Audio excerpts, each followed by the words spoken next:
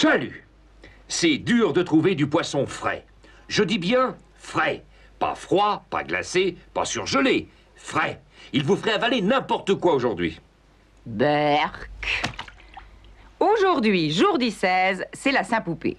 Bonne fête à toutes les poupées. Bonne fête à toutes les poupées.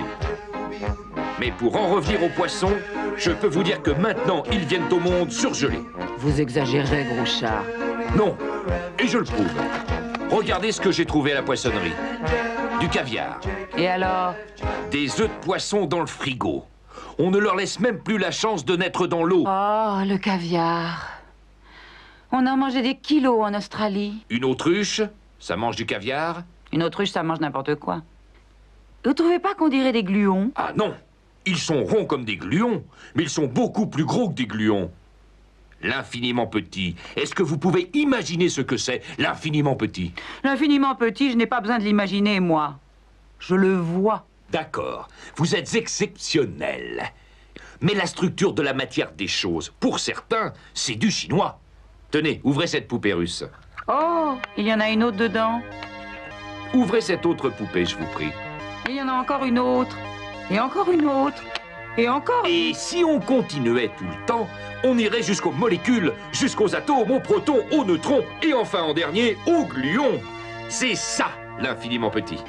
Et il y a des mondes dans les mondes exactement comme dans l'infiniment grand, avec des planètes, les étoiles, les galaxies... Mais quand vous avez été interviewé la tarte à la crème, pourquoi c'est son gluon qui vous a répondu et pas son atome? Excellente question, Lola. Et je vous remercie de l'avoir posée. Ça me permet de lancer le reportage suivant, mais d'abord, une page de publicité. Le matelas nul, la terreur des somnambules. Tu exagères, pub. Nous sommes au pied du plus gigantesque monument consacré à la gloire d'une petite chose. Il s'agit de la représentation de la structure d'une molécule de métal avec ses 9 atomes. Chaque boule est un atome agrandi des millions de fois afin que tout le monde puisse le voir, même de loin.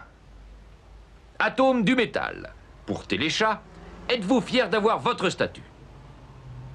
J'entends rien. Atome du métal, vous n'avez rien à dire? À mon avis, il a rien à dire. Gluon de l'atome du métal. Êtes-vous là? Ah, enfin! Vous me donnez la parole? Pas tantôt. J'ai toujours rêvé de parler à la télé. Je croyais que vous alliez m'oublier. Mais non, c'est justement ça que je voulais prouver. Les plus petits sont les plus bavards. Comment ça? Qu'est-ce que vous voulez insinuer? Je n'insinue rien du tout. Je veux expliquer à ceux qui nous regardent que quand on interroge une chose, disons une valise ou une pomme, c'est toujours le gluon qui a le plus de choses à dire, et des choses intéressantes. Pourquoi ça? Eh bien, Micmac, parce que le gluon est l'âme des choses. Il est au fond de la chose, comme la vérité est au fond du puits.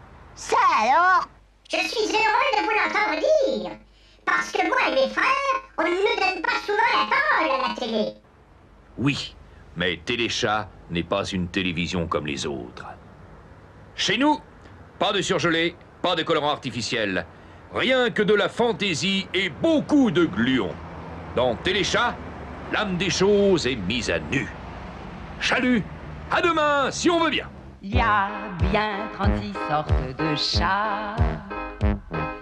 Des petits, des gros, des angoras. Chat de gouttière et chat siamois.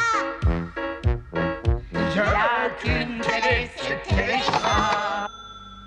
Il y a longtemps que t'as quitté l'Australie? 5 ans. J'ai passé 2 ans à Ouagadougou. Ouagadougou? T'es vraiment allé à Ouagadougou? Qu'est-ce que tu crois, que je dis ça pour me rendre intéressant?